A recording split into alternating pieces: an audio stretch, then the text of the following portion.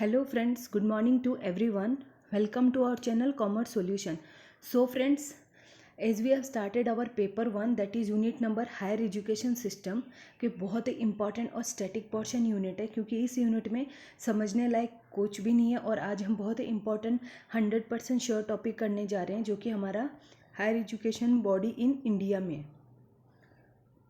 कौन कौन सी important higher education body in India, जिससे हायर एजुकेशन कौन कौन सी ऐसे इंस्टीट्यूशंस है जिसके द्वारा हमारा हायर एजुकेशन रन होता है। तो इसमें बहुत सारे एपेक्स बॉडीज़ है जो कि हम वन बाय वन डिस्कस करेंगे और ये वो 100% श्योर टॉपिक है जहाँ से डायरेक्टली क्वेश्चंस पूछे जाते हैं।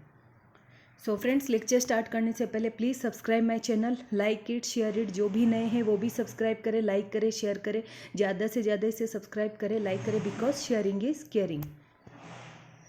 तो important higher education body in India बहुत मतलब कौन कौन सी इम्पॉर्टेंट जो हायर एजुकेशन बॉडीज़ है जो हमारे इंडिया के हायर एजुकेशन को कंट्रोल करते हैं, मतलब पूरा हायर एजुकेशन सिस्टम उनके अंडर में, वही सारे एकमडेशंस करते हैं, सारे करिकुलम बनाते हैं, सारे कब एग्ज़ाम्स लेने हैं।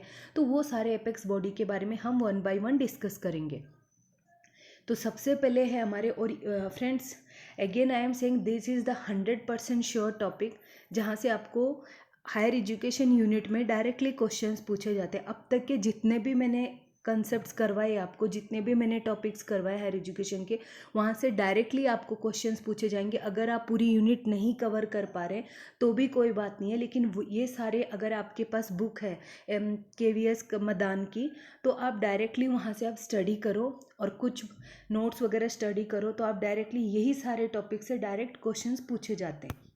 और इसमें से हमेशा 2 करंट अफेयर्स आने ही आने, तो एटलीस्ट 5 क्वेश्चंस आते हैं हायर क्वेश्चन में इस यूनिट्स में से। तो 5 क्वेश्चन में से 3 क्वेश्चंस आपको इन्हीं जो टॉपिक्स हमने करें वही टॉपिक से मिलेंगे, डायरेक्टली क्वेश्चंस पूछते हैं, और बाकी 2 रहते हैं हमारे करंट अफेयर्स के। तो करंट अफेयर्स के जो लेटेस्ट है वो भी हम वन डे डिस्कस कर लेंगे। तो फर्स्ट है हमारा NAAC, जो कौन सी फर्स्ट है, फर्स्ट एपेक्स बॉडी कौन सी है, national assessment and accreditation council.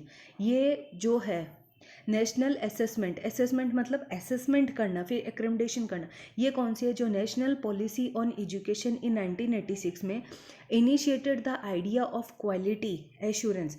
जब नेशनल पॉलिसी हुई थी हमारी 1986 में, उसने क्या किया था कि एक आइडिया किया था quality assurance in higher education in India. इसमें सिर्फ हमें इतना ही याद रखना, ना कि पूरा ऐसे कि हायर एजुकेशन इंडिया में मतलब एक क्वालिटी एश्योरेंस होना चाहिए उसके अनुसार, जो हमारी 1986 की नेशनल पॉलिसी थी ना। और it was after this that जो नेशनल बोर्ड ऑफ एक्रेडिटेशन था वाज फॉर्म्ड, इसके अंडर में NBA का फॉर्म्ड हुआ under the all India council for technical education AICT के तहत, and the national assessment and accreditation council under the UGC। अब एक चीज़ यहाँ पे अब आप नोट डाउन करो कि AGC, ये जो AICT है, national board of accreditation, formed किसके अंडर में हुआ था, AICT के अंडर में। तो ये चीज़ याद रखो क्योंकि ये से डायरेक्टली पूछते वो लोग। AICT किससे रिलेटेड है, नेशनल बोर्ड ऑफ एक्रेडिटेशन से, और ये जो national assessment and accreditation council ये किससे रिलेटेड है, ये हमारा UGC से है। UGC जो कि हमारी फुल सबसे पावरफुल एपेक्स बॉडी है, जो कि हमारे पूरे एजुकेशन सिस्टम को कंट्रोल करती है। यूनिवर्सिटी ग्रांट कमीशन, ये हमारे पूरे एजुकेशन को, और यही हमारे एग्ज़ाम्स कंडक्ट करवाती है, UGC और NET। अभी लास्ट 3 ईयर से NTA ने इसको हैंडल किया, बट UGC के अंडर ही एग्ज़ाम्स होते हैं। So friends, I hope you have remembered this कि NAAC किसके अंडर में है, UGC के, और NBA किसके अंडर में, AICT के अंडर में। NAC क्यों एस्टेब्लिश किया था, ये एक इंडिपेंडेंट बॉडी है अंडर द UGC इन 1994 में, with the objectives maintaining quality. किस ऑब्जेक्टिव्स के था इनका, कि higher education, quality higher education होना चाहिए इंडिया में, specially the NAAC accreditation central, state, private and deemed to be universities होनी चाहिए, institutions of national importance and affiliated and autonomous colleges होने चाहिए। Higher education institutions are eligible for accommodation only after they have 2 rounds of graduate. Higher education तभी इंसान कर सकता कब eligible होगा जब उसने 2 राउंड्स किया है ग्रेजुएट्स और have been existing for 6 years whichever come first, जो फर्स्ट आएगा वही. लेकिन अभी हमारी जो न्यू एजुकेशन पॉलिसी जो कि मैंने ऑलरेडी डिस्कस की है उसके अनुसार अभी बहुत सारे चेंजेस आ गए. एटलीस्ट 34 years बाद हमारी न्यू एजुकेशन पॉलिसी पूरी चेंज हो चुकी है. तो अभी इतना ऐसा कुछ नहीं है. तो UGC grant commission mandatory assessment है और accommodation of higher educational institution को. तो ये आप समझ लें, बाकी इसमें कुछ भी नहीं है, सिर्फ इतना याद रखना इट कम्स अंडर व्हाट, ये हायर एजुकेशन से रिलेटेड है. ये जो NAC है और ये यूजीसी के अंडर में आता है. तो इसमें ये 7 क्राइटेरिया है. क्यूरिकुलम एक्सपेक्ट्स है, टीचर लर्निंग एवोल्यूशन है, रिसर्च कंसल्टेंसी एंड एग्जिस्टेंस है, इंफ्रास्ट्रक्चर लर्निंग रिसोर्सेज है, स्टूडेंट सपोर्ट है, progressive governance leadership and innovation plan. तो ये सारे इसके अंडर में आते हैं और इनका मेन उद्देश्य क्या था, to give a good quality of higher education और एक स्टैंडर्ड लेवल का होना चाहिए.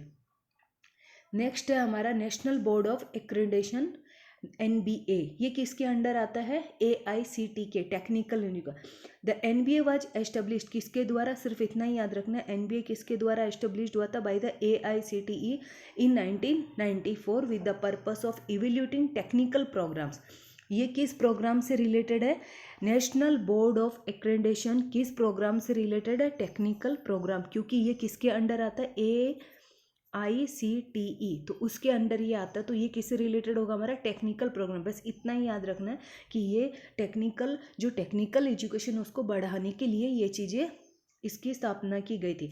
ये कब हुआ था, become an autonomous accommodation body in the January, कब हुआ था, 2010 में, विद किस मिशन के साथ, to ensure that the technical and professional institutions including those in the engineering, technology, agriculture, pharmacy and hospitality fields are providing relevant and quality education. ये totally किससे रिलेटेड था, इंजीनियरिंग से था, टेक्नोलॉजी से था. उनका मेन उद्देश्य था कि ये जो लाइन है एजुकेशन की, जो इंजीनियरिंग का है, टेक्नोलॉजी, आर्किटेक्चर है, फार्मेसी है एंड हॉस्पिटलिटी, उन्हें भी हम क्वालिटी और रिलीवेंट एजुकेशन दिया जाए. उनकी एक सार रिपोर्ट थी जो कि सेल्फ असेसमेंट रिपोर्ट भी हुई थी उनके अनुसार. तो इसमें visions, missions and programme educational objectives थे, प्रोग्राम आउटकम्स थे, प्रोग्राम क्यूरिकुलम थे, स्टूडेंट्स परफॉर्मेंस कैसी थी, फैकल्टी कंट्रीब्यूशन क्या है, फैसिलिटी एंड टेक्निकल सपोर्ट क्या है, एकेडमिक सपोर्ट यूनिट्स क्या, गवर्नेंस, इंस्टीट्यूशनल सपोर्ट है, फाइनेंशियल रिसोर्सेज किस तरीके, तो कंटिन्यूस. तो ये सारे क्या था, हमारे NBA के अंडर आते हैं. और यहाँ पे क्या था, it gets 750 points and a minimum 60% in each of the 9 criteria. ये सारे थे हमारे इसमें. सो फ्रेंड्स, आज हमने ये 2 एपेक्स बॉडीज़ डिस्कस किए जो कि हमारे हायर एजुकेशन की इम्पॉर्टेंट है, और ये सारे 1 by 1 हम डिस्कस करेंगे. तो आज के लिए बस इतना ही. Please subscribe my channel, like it, share it, और कोई भी क्वेरीज हो तो write in the comment box. And ज़्यादा से ज़्यादा से सब्सक्राइब करें क्योंकि एग्ज़ाम के ओनली एंड ओनली कुछ ही दिन बचे.